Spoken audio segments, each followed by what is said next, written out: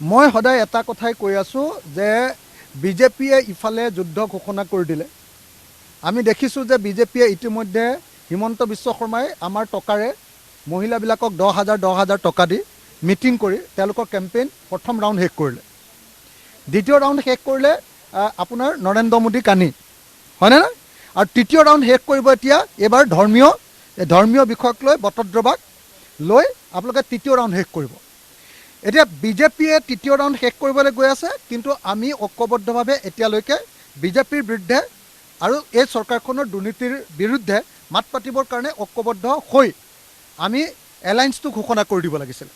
সেইকাৰণে মই বাৰম্বাৰ কৈ আছোঁ যে এজ চুন এজ পচিবল, যিমান পাৰি সোনকালে